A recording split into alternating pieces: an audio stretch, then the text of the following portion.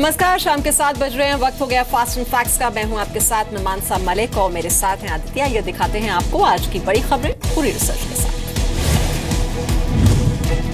एक आइडिया शहीदों के परिवारों की जिंदगी बदल सकता है। ऐसा ही एक आइडिया फिल्म अभिनेता अक्षय कुमार ने दिया है। यह ऐसा आइडिया है जो सरहद पर हम सभी की सुरक्षा करते हुए देश के लिए शहीद हो जाने वाले फौजियों के परिवार को नई जिंदगी दे सकता है। क्या है अक्षय कुमार का फौजियों वाला आइडिया, आपको बताते हैं।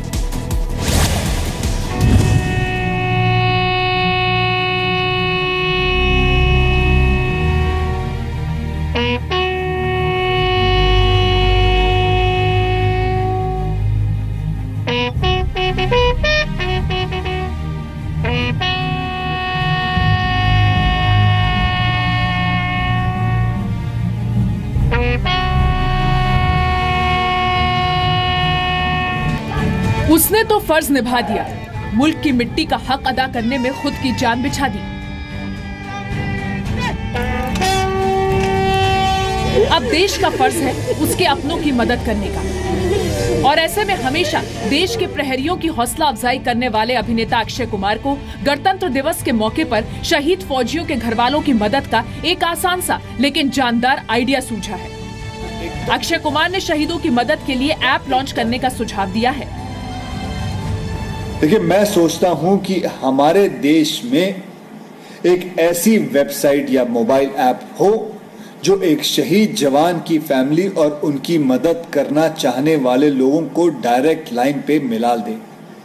मतलब यह कि अगर कोई इंडियन आर्म फोर्सेस का जवान ड्यूटी करते हुए अपनी जान दे देता है तो उसके परिवार के किसी एक क्लोज सदस्य यानी कि पिता हुआ या माताजी हुई या उनकी बीवी हुई का वेरीफाइड बैंक अकाउंट नंबर इस वेबसाइट पे अगले ही दिन आ जाए।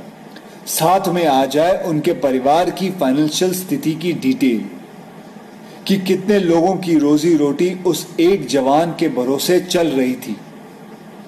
आप और मैं, जो भी इंसान उस परिवार की मदद के लिए पैसा देना चाहे, वो एकदम डायरेक्ट बिना किसी अथॉरिटी या अफसरों के बीच में आए उस शहीद जवान के परिवार के बैंक अकाउंट में ट्रांसफर कर दें। अक्षय कुमार ने शहीदों की मदद के लिए वेबसाइट तैयार किए जाने पर भी जोर दिया है ताकि आम लोगों को भी शहीदों की मदद के लिए एक प्लेटफॉर्म मिले।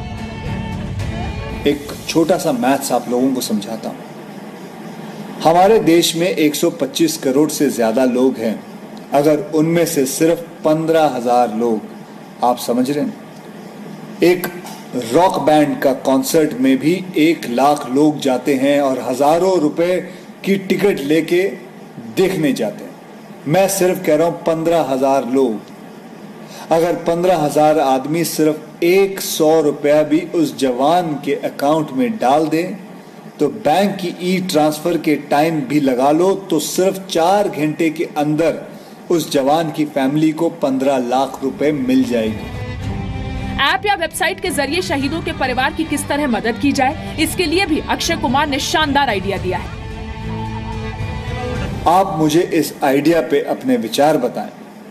अगर आपका साथ है तो मैं ये वेबसाइट और मोबाइल ऐप आर्म फोर्सेस की परमिशन और गवर्नमेंट की हेल्प से खुद ही बनवा दूंगा। देखो यार, अपनी अपनी लाइफ की परेशानियों से हम जूझते रहेंगे, पर आज लाइफ है क्योंकि वो बंदूक तान के बैठा है दिन रात। अगर हम ये काम कर गए ना तो वो सरहद पे बैठे हमारे जवानों के लिए हमारे तरफ से ये सबसे बड़ा सल्यूट रहेगा 26 जनवरी को। सोचना। जय हिंद। ये पहली बार नहीं है जब अक्षय ने आगे बढ़कर कहा हो कि देश के असली हीरो तो सरहदों के ये प्रहरी ही हैं। पिछले साल नवंबर में अक्षय कुमार जवानों का हौसला बढ़ाने के लिए जम्मू में बीएसएफ कैंप का दौरा भी कर चुके हैं। अक्षय कुमार ने जम्मू के आरएसपुरा में शहीद बीएसएफ के जवान गुरनाम सिंह के परिवार को 9 लाख रुपए की मदद भी दी थी। अपनी फिल्म रुस्तम के प्रमोशन के दौरान भी अक्षय कुमार ने 16 शहीदों के परिवार वालों को कुल 80 लाख रुपए दिए थे। जाहिर है अक्षय कुमार के इस कदम से देश के मूड का भी अंदाजा लगाया जा सकता है। अब आगे बढ़ते हैं। जम्मू कश्मीर के गांदरबल में आतंकियों के साथ मुठभेड़ में जवानों ने 2 आतंकियों को ढेर कर दिया। आतंकियों के पास से AK-47 बरामद की गई। गणतंत्र दिवस से पहले सेना को गांदरबल जिले के हदूरा गांव में 2 आतंकियों के छिपे होने की सूचना मिली थी, जिसके बाद सर्च ऑपरेशन चलाया गया। सर्च ऑपरेशन के दौरान ही एक मकान में छिपे आतंकियों ने फायरिंग शुरू कर दी, जिसके बाद सेना ने जवाबी कार्रवाई की। बताया जा रहा है कि दोनों ही आतंकियों का संबंध लश्कर-ए-तैयबा से है।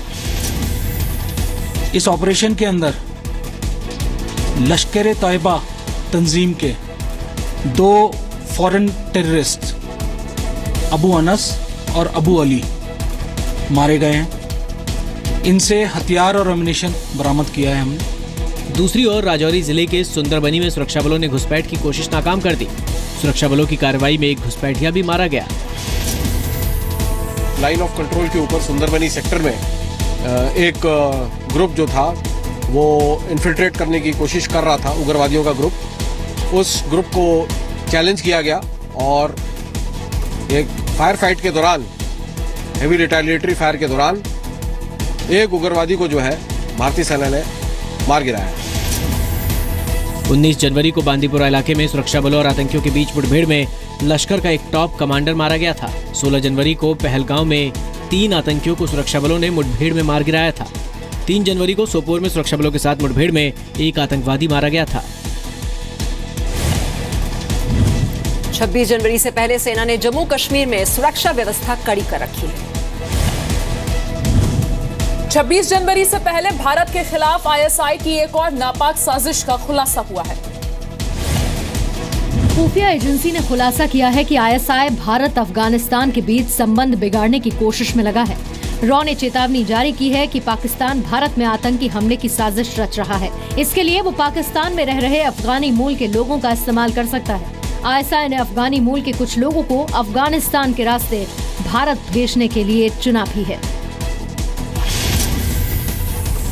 NSG commando, paramilitary force, Delhi police के कमांडो, दिल्ली पुलिस की सुरक्षा यूनिट और दिल्ली पुलिस के जवानों की तैनाती।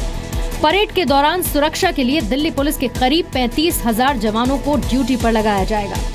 दिल्ली के सभी बॉर्डर सील कर दिए गए हैं। राजपथ से लेकर नई दिल्ली के इलाकों में ऊंची इमारतों पर कमांडो तैनात रहेंगे। आतंकी हमले के खतरे को देखते हुए SPG से राजपथ के 2.5 किलोमीटर के अंदर सभी इमारतों में गहन सर्च ऑपरेशन करने को कहा गया है। गृह मंत्री राजनाथ सिंह ने आज पंजाब विधानसभा चुनाव प्रचार के दौरान पाकिस्तान पर निशाना साधा। पंजाब के अबोहर में चुनावी रैली को संबोधित करते हुए राजनाथ सिंह ने पाकिस्तान पर भारत में ड्रग्स भेजने का आरोप लगाया।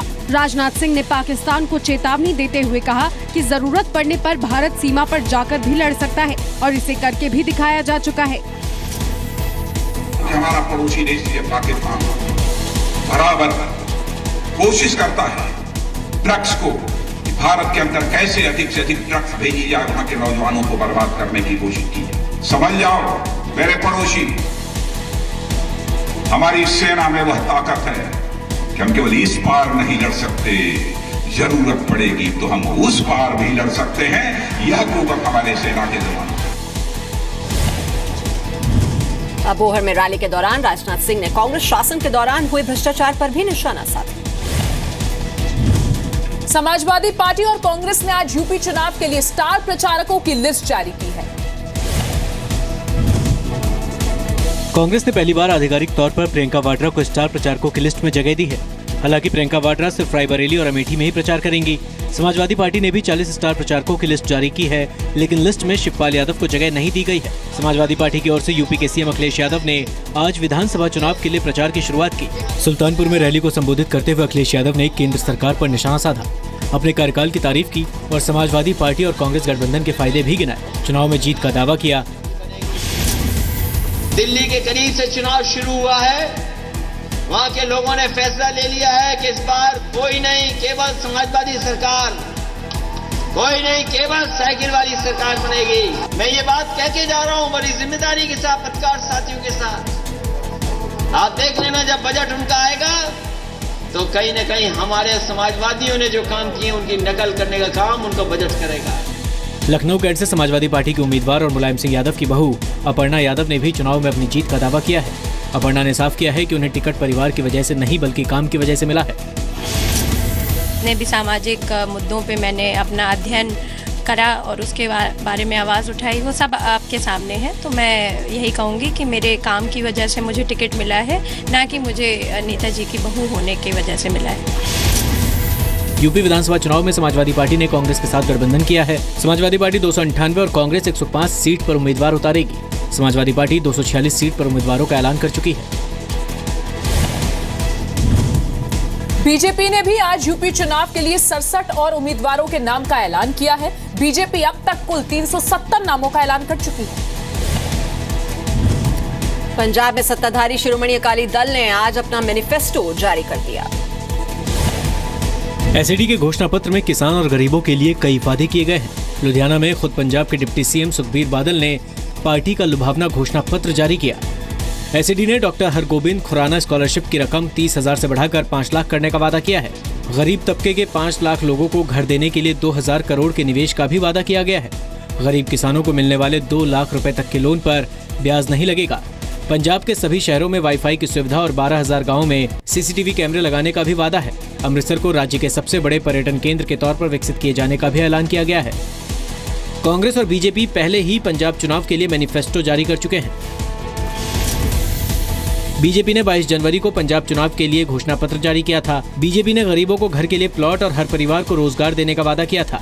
कांग्रेस ने 9 जनवरी को पंजाब चुनाव के लिए घोषणा पत्र जारी किया था। कांग्रेस ने घोषणा पत्र में राज्य की बेहतरी के मुद्दों को जगह देने का दावा किया है। आम आदमी पार्टी ने पंजाब में अलग अलग तरह के घोषणा पत्र जारी किए। तमिलनाडु में जलीकट्टू के समर्थन में हो रहे प्रदर्शन के दौरान पुलिस कार्रवाई पर सवाल खड़े होने लगे। जलीकट्टू आंदोलन का समर्थन कर रहे सुपरस्टार कमल हासन ने शांतिपूर्ण प्रदर्शन कर रहे लोगों पर पुलिस कार्रवाई को लेकर सवाल उठाए और अधिकारियों से सफाई की मांग की। I don't know, I'm shocked, equally shocked. Or are we aware of it? I'm equally shocked. I hope some kind of a reasonable explanation is given to us. Kamal Haasan ने प्रदर्शन कर रहे लोगों से भी शांति बनाए रखने की अपील की है।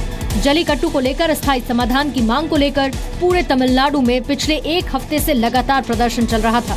हजारों लोग सड़कों पर प्रदर्शन कर रहे थे, लेकिन सोमवार को प्रदर्शन अचानक हिंसक हो गया। चेन्नई में एक थाने में आग लगा दी गई। थाने के बाहर खड़ी गाड़ियों को भी जला दिया गया।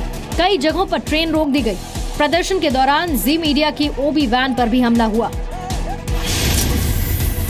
सुपरस्टार कमल हासन ने प्रदर्शन से जुड़ा एक वीडियो ट्वीट किया है। वीडियो में एक पुलिस वाला ऑटो के अंदर जलता कागज डालता नजर आ रहा है। पुलिस अधिकारियों ने वीडियो में छेड़छाड़ की आशंका जताते हुए इसे जांच के लिए साइबर क्राइम विभाग के पास भेज दिया है। राष्ट्रीय मानवाधिकार आयोग ने तमिलनाडु में पुलिस कार्रवाई पर उठ रहे सवालों के बाद राज्य के मुख्य सचिव, पुलिस महानिदेशक और चेन्नई पुलिस कमिश्नर को नोटिस जारी किया।